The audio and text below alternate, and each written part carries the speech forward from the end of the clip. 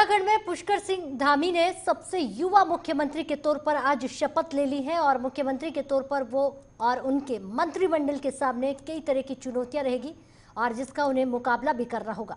उत्तराखंड में हुए सीएम प्रकरण में कांग्रेस के राज्यसभा सांसद प्रदीप, आपको बता दें कि टम्टा ने हमारे सहयोगी प्रणीत शर्मा से खास बातचीत भी की है। इस वक्त हमारे साथ कांग्रेस पार्टी के वरिष्ठ नेता और राज्यसभा सांसद प्रदीप टम्टा जी मौजूद हैं। प्रदीप जी, जिस तरीके से उत्तराखंड के अंदर पूरा सियासी उठापटक देखने को मिली और 5 साल भी नहीं हुए हैं कि तीसरे मुख्यमंत्री अब वहां पर आ गए हैं, किस तरीके से देखते हैं आप? मुझे लगता है कि भारतीय जनता पार्टी ने उत्तराखंड को मुख्यमंत्रियों की प्रयोगशाला जैसा बना दिया है। 11 मुख्यमंत्री टोटल हुए, उस टोटल 11 में से जो 8वें ये मुख्यमंत्री, 8 मुख्यमंत्री को भारतीय जनता पार्टी की फैक्ट्री से ही निकले हैं और आज तक भारतीय जनता पार्टी के किसी भी मुख्यमंत्री ने अपना 5 साल का कार्यकाल पूरा करने में सफल नहीं हुए। त्रिवेंद्र सिंह रावत ही एक मुख्यमंत्री जो उसके थोड़ा से निकट पहुंच रहे थे।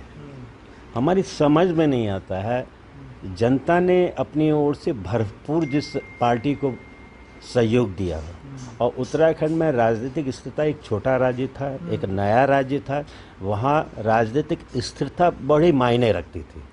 लेकिन भारतीय जनता पार्टी ने क्यों इस प्रदेश को राजनीतिक अस्थिरता का, हमारी कांग्रेस सरकार को भी उन्होंने राजनीतिक रूप से अस्थिर किया, उसको डिफेक्शन करा करके, वो तो हाई कोर्ट और सुप्रीम कोर्ट के ऐतिहासिक निर्णयों से सरकार उस समय और विधानसभा का कार्यकाल पूरा हुआ। तो एक तरह से और ऐसे वक्त में इस समय हम कोविड की तीसरी वेव की लड़ाई का कैसे मुकाबला करेंगे, इस सब पर प्रदेश की और देश की सरकार को विचार करना चाहिए था। इन्होंने राज्य के मुख्यमंत्री को अस्थिर करके राज्य के विकास को अवरुद्ध कर दिया। सवाल है, क्या राजनीतिक परिस्थिति का राष्ट्रीय नेतृत्व को पता नहीं था? जब आपने पिछले मुख्यमंत्री को बदला था, उसी समय आपको पता था कि अभी 2022 में फरवरी के महीने में उत्तराखंड में चुनाव होने जा रहे हैं। लेकिन सर, इस बार भी तो वही जो तर्क है वो दिया जा रहा है, संवैधानिक तर्क का हवाला दिया जा रहा है कि उसके चलते मुख्यमंत्री का बदलाव किया गया है। कोई संवैधानिक क्राइसिस नहीं था। मुझे लगता है कि इस मुख्यमंत्री के ऊपर इनको विश्वास नहीं था जिसको इन्होंने ही भेजा था, क्योंकि कोविड ने सबसे ज़्यादा वर्स्ट पोजीशन पूरे देश के अंदर 35-36 राज्यों में संक्रमण की सेकेंड वेव में उत्तराखंड 5वें नंबर में था। मृत्यु दर में उत्तराखंड पूरे देश के विभिन्न राज्यों में दूसरे नंबर में था। आंकड़ा बता रहा है कि मार्च 2020 से अप्रैल 2021 की 30 अप्रैल तक जितनी डेथ हुई है उससे दूनी मृत्यु सिर्फ मई 2021 की सेकेंड वेव में होगी।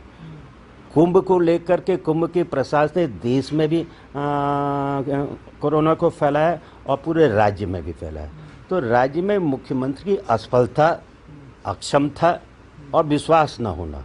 लेकिन जहाँ तक कॉन्स्टिट्यूशनल क्राइसिस की बात है, जब आपने तीरथ सिंह जी को भेजा था, साफ था कि नया चुनाव लड़ना होगा, 6 महीने के अंदर चुनाव लड़ना होगा और उस दौरान सल्ट की विधानसभा क्षेत्र भी खाली हुआ था।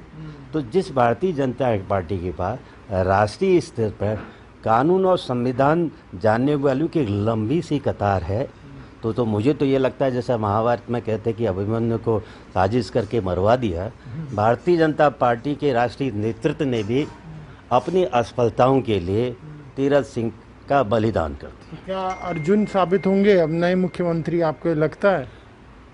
मैंने कहा ये तो प्रयोगशाला बना दी है। जिस व्यक्ति को, ये भारतीय जनता पार्टी में ही हो रहा है, जिस व्यक्ति को आपने विधायक का टिकट देने के लायक नहीं समझा, आपने उससे पहले मुख्यमंत्री बना दिया है। और जिस व्यक्ति को आज कह रहे हैं कि ये बिल्कुल नौजवान को हम दे रहे हैं, उसके इन 5 सालों में 2 मुख्यमंत्रियों ने अपने मंत्रिमंडल का सदस्य होने लायक नहीं समझा। उन्होंने नहीं, राष्ट्रीय नेतृत्व नहीं समझा। मुझे लगता है कि ये टेम्परेरी अस्थायी ग्राउंड है। मजबूत नेतृत्व दे पाएगी, क्योंकि पूर्व मुख्यमंत्री हरीश रावत का भी बयान सामने आया। उन्होंने कहा कि जनता के साथ एक बहुत बड़ा धोखा है जो बीजेपी कर रही है। मुझे साफ लग रहा है कि खुद जब पिछले मुख्यमंत्री को बदला था इन्होंने, 4 साल पूरे करने मुख्यमंत्री जा रहे हों, उसको अचानक बदल देने का मतलब था कि आपका भारतीय जनता पार्टी ने, कि प्रदेश नेतृत्व ने, राष्ट्रीय नेतृत्व ने समझ लिया था कि हमारी सरकार 2022 में नहीं आने जा रही है। ये प्रयोग कर रहे हैं और मुझे लगता है कि 22 में कांग्रेस आएगी और जनता जिस तरह के इन्होंने इस तरह के मजाक सा मुख्यमंत्री के पदों को करता है, भारतीय राज्य की जनता इनको सबक सिखाएगी। दिल्ली से आप एक नाम भेज रहे हैं, क्या आप कल्पना कर सकते हैं जिसको मुख्यमंत्री बताया है उसको विधायकों की आम राय से चुना गया हो? तो दिल्ली का नाम आया था, अंदर विरोध भी है, लेकिन हमको उससे नहीं है। लेकिन 22 में उत्तराखंड की जनता इनको सबक भी सिखाई और कांग्रेस सक्षम है। हरीश रावत जैसे महत्वपूर्ण मजबूत लीडरशिप है, बड़ा नाम, बड़ा चेहरा है।